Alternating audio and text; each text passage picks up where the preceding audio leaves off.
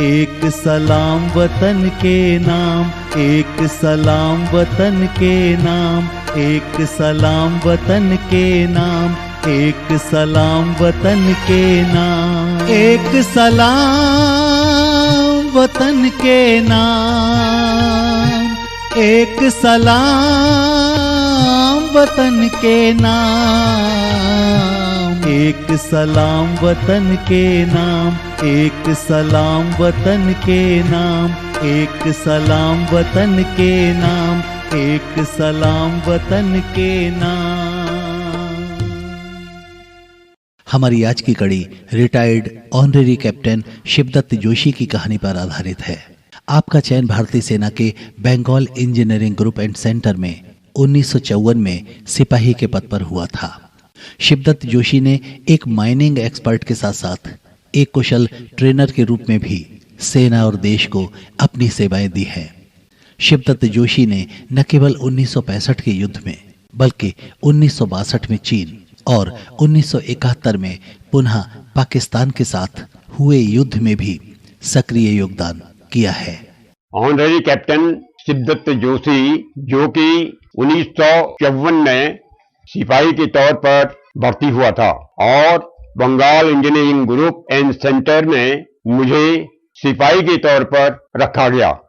मैंने पूरी ट्रेनिंग, जो कि इंजीनियरिंग की ट्रेनिंग होती है, सब ट्रेनिंग वहां पर उन्होंने हमें दी। फिर मेरी पोस्टिंग इलाहाबाद 344 इंजीनियरिंग वर्कशॉप में हुई। सेना की 2 वर्ष की आरंभिक ट्रेनिंग पूरी करने के बाद शिवदत्त जोशी 1956 में 344 इंजीनियरिंग वर्कशॉप इलाहाबाद में आ गए। यहाँ पर आपने न केवल अपने ट्रेड से संबंधित प्रशिक्षण लिया बल्कि 2 पदोन्नतियां भी प्राप्त की, पहले लांस नायक और उसके बाद नायक। 1962 में सीमा पर चीन की आक्रामक गतिविधियों के चलते शिवदत्त जोशी को सिलीगुड़ी जाने का आदेश मिलता है। यहाँ पर मैं 1 साल के बाद लांस नायक बन गया। लांस नायक बनाने के बाद फिर वहीं से हम फिर नायक बने और इसी के बीच में उन्होंने मेरा जो ट्रेड था उसमें सब पूरा जितना भी होता है टेक्निकल काम, वो सब उन्होंने सिखाया हमको। ये सब हम कर ही रहे थे हम। तो उन्होंने कहा कि अभी चाइना जो है गड़बड़ कर रहा है, कुछ पार्टी को हमको उधर भेजना है सिलीगुड़ी। यहाँ पर चीन के मुकाबले हमारा 4th डिप तैनात था। युद्ध की परिस्थितियों में शिवदत्त जोशी को इसी 4th डिप के साथ अटैच कर दिया जाता है। हम सब जानते हैं कि चीन के साथ हुए युद्ध का परिणाम हमारे लिए अच्छा अनुभव नहीं था, लेकिन उस युद्ध से सबक लेते हुए हमने अपनी सेना को मजबूत किया और उसके बाद 1965, 1971 और 1999 तीनों ही युद्ध जीते। आज सैन्य क्षमता की दृष्टि से हम उस मुकाम पर खड़े हैं जहां से विश्व की किसी भी शक्ति से नजरें मिलाकर बात कर सकते हैं।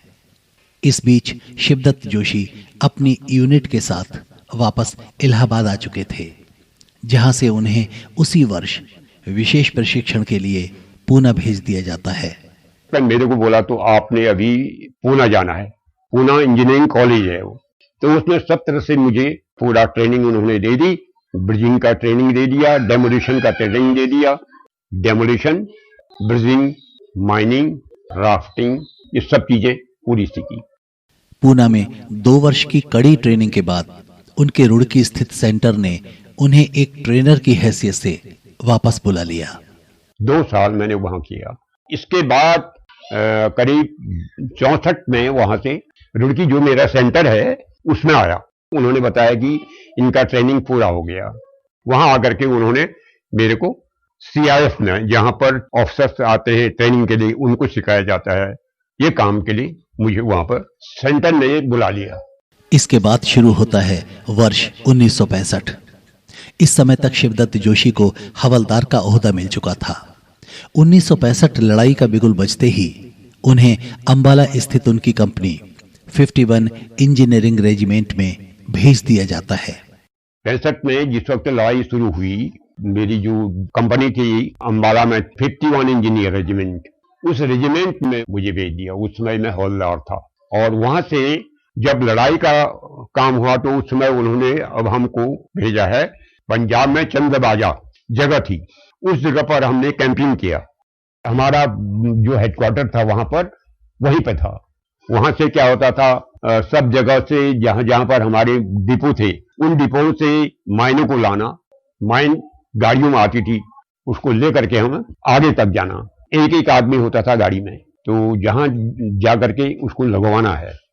हमने पहले भी जिक्र किया है कि माइंस प्लॉट करना टेक्निकल होने के साथ साथ एक खतरे और जोखिम से भरा काम भी है, लेकिन उन्हें ट्रांसपोर्ट कराना भी कम जोखिम से भरा नहीं है। दरअसल माइंस प्लॉट करना एक प्रिवेंटरी वर्क है। माइंस फील्ड उस समय बिछाए जाते हैं जब लड़ाई शुरू होने को होती है या फिर छिटपुट लड़ाई चल रही होती है, वरना दुश्मन की ओर से लगातार खतरा बना रहता है। लेकिन शिवदत्त जोशी बताते हैं कि उनके द्वारा अधिकांश माइंस फील्ड युद्ध शुरू होने से पहले ही बिछा दिए गए थे। मेरा तो काम यही था कि माइन लगवाना, माइन को हर जगह पे किस तरह से मैंने प्लॉट करना है वो बताते थे।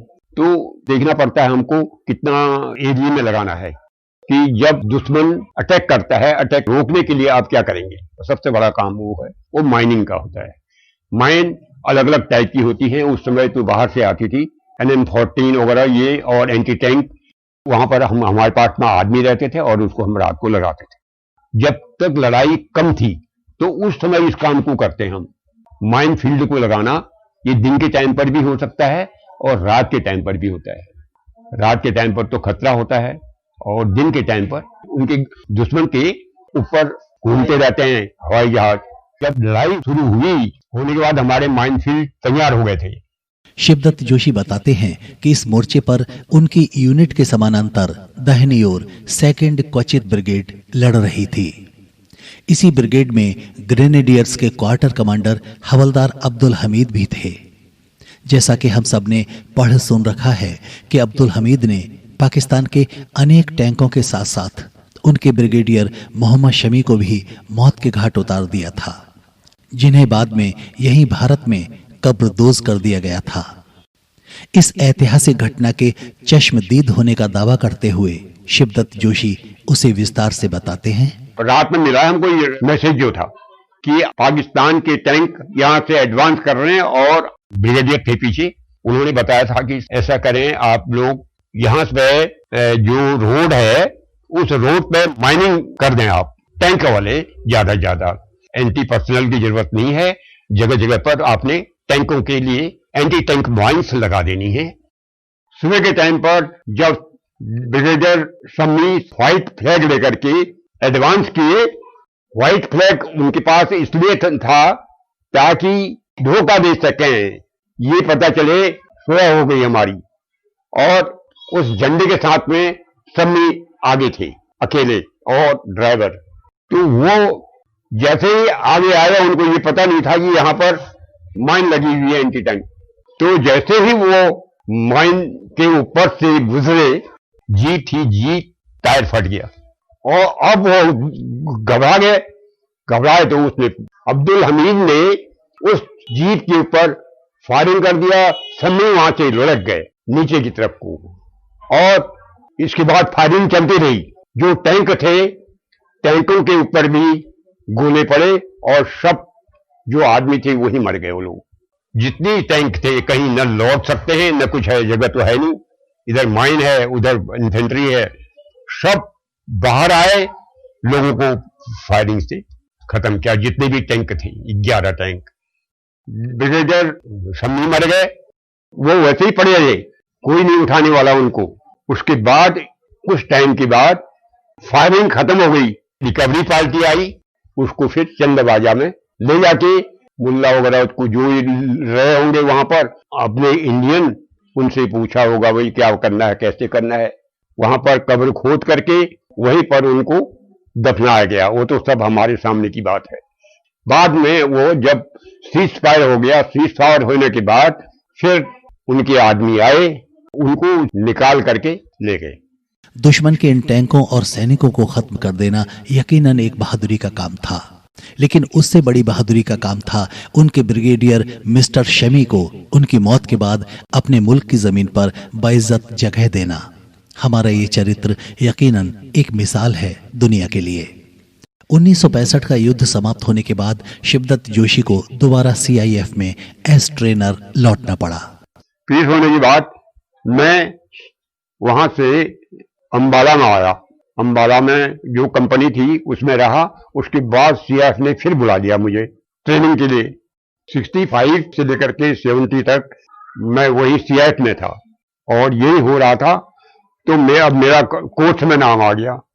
तो 6 महीने के लिए फिर मैंने 70 में जेसीओस की ट्रेनिंग की। वो 95 लोगों का बैच था मेरा रुड़की में। और लेफ्टिनेंट कर्नल बिस्ट हमारे कमांडर थे, बहुत ही ज्यादा सख्त थे। उसके बाद जब अपना कोर्स मेरा खत्म हो गया, 95 में से 94 लोग फेल हो गए, मैं अकेला उसमें से पास हो गया। इकबाल सिंह कमांडेंट थे। तो मेरा जो रिजल्ट था और रिजल्ट लेकर के वो बिस्ट जी को बोला 94 लोग जो हैं ये फेल हो गए। वो बहुत गुस्सा हुए, कैसे हो गए इतने फेल। बोला अब मैं क्या बताऊं, मैंने तो जो ट्रेनिंग देनी थी दी। एक हवलदार जो है वो पास है, तो कौन है दिखाओ। मैं गया उधर कमांडेंट ऑफिस। तो वहां पर उन्होंने बोला वेल जोशी, बहुत हाथ मिलाया, बहुत खुशी है मुझे। और एक घड़ी उन्होंने अपनी तरफ से दी। बस उसके बाद में नेक्स्ट डे मेरा प्रमोशन एज ए नायब सूबेदार हो गया। ये 1971 की बात है। नायब सूबेदार पद पर प्रमोशन के बाद शिवदत्त जोशी उस समय रायवाला में ट्रेनिंग पर थे कि उन्हें जम्मू के लिए ट्रांसफर का आदेश मिलता है। आदेश के मुताबिक शिवदत्त जोशी जम्मू में अपनी 60 इंजीनियरिंग रेजिमेंट ज्वाइन करते हैं। फिर 71 गड़बड़ हो रहा था। तो मैं एक ऑफिसर्स ट्रेनिंग जो लेकर के रायवाला में था। यहाँ रुड़की से एक सरदार जी आए। उन्होंने बोला साहब आपका पोस्टिंग हो गया। मैंने कहा कहाँ? बोला आपका है जम्मू में। मैंने कहा ठीक है मैं जाऊंगा।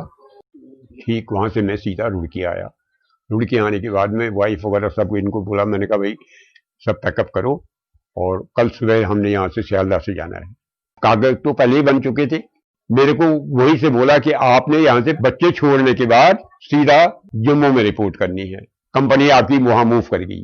60 इंजीनियर रेजिमेंट, पहले 51 इंजीनियर रेजिमेंट थी, बाद में 60 हो गई दूसरी कंपनी में। तो उसमें मेरे को उन्होंने कर दिया आपने वहां पर करना है। उसके बाद आप जहां आपको चाहेंगे वो अपने आप लेते हैं। फिर मैंने वहां से यहीं आया मैं बरेली में। यहाँ पर बच्चों को छोड़ा, सुबह ही दूसरी गाड़ी से जम्मू के लिए चल दिया। हालांकि 1971 का मुख्य युद्ध पूर्वी पाकिस्तान यानी कि बांग्लादेश में लड़ा गया, लेकिन इधर छम्ब जोरिया में भी पाकिस्तान ने हमारी एक पोस्ट 15 अल्फा पर कब्जा कर लिया था, जिसे उसके कब्जे से आजाद कराना था। कैंप जहाँ था हमारा जम्मू में, वहां पहुंच गए। उन्होंने कहा साहब ऐसा है पाकिस्तान ने छम्ब जोरिया एरिया में माइन लगा रखे, सब माइनों को निकालना है। निकाल के बाद आगे हमारी पार्टी को जो है एडवांस करवाना है। मैंने कहा ठीक है। मैं तो उसी तरह से अपने कार्य में लग गया। तो मेरे साथ में 2 लड़के और थे, तीसरा मैं था। कमांडर बीच में होता है और दोनों पाउडर मैन होते हैं। ये इधर जो हमारे कमांडर थे ब्रिगेडियर, उन्होंने कहा साहब ये जितना जल्दी होता है करो, और हमारा इन्फेंट्री पीछे से कवर कर रही है, आपको 2 फीट का रास्ता बनाना है। उनका ठीक है। 15 अल्फा हमारी सीडी है, उसके ऊपर जाके हमने अपनी पोस्ट लेनी है, और बाकी हमारी जो कंपनी है वो सीधे दूसरे रूट से वो चली गई है। तो मैंने यहां से करना था, तो मैंने रात से ही शुरू कर दिया। वो करते करते करते करते रात में, उस दिन तो पूरा नहीं हुआ, दूसरे दिन जो 2 फीट चौड़ा रास्ता था वो पूरा अपना कंप्लीट कर दिया मैंने। माइंस लगाना और निकालना दोनों ही बेहद जोखिम भरे काम हैं। जरा सी चूक एक बड़ी दुर्घटना की वजह बन जाती है। माइंस निकालने का काम लगभग पूरा हो चुका था। आखिर में बस फैंस काटनी बाकी थी कि साथी की एक चूक शिवदत्त जोशी को घायल कर देती है। बावजूद इसके वे फैंस काट देते हैं ताकि उनकी सेना का आगे पोस्ट की तरफ एडवांसमेंट किया जा सके। और जो आखिर में हमने वो करना था, ये फेंस थी उनकी फेंस लगी हुई थी, उस फेंस को मैंने कट कर दिया। कट किया तो उससे पहले जो माइन की आखिरी लेयर थी उसमें 2 जवान थे।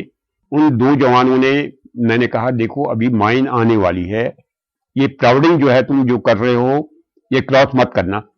वो मेरे कहने से पहले ही उन्होंने क्रॉस कर दिया और बीच में मैं था।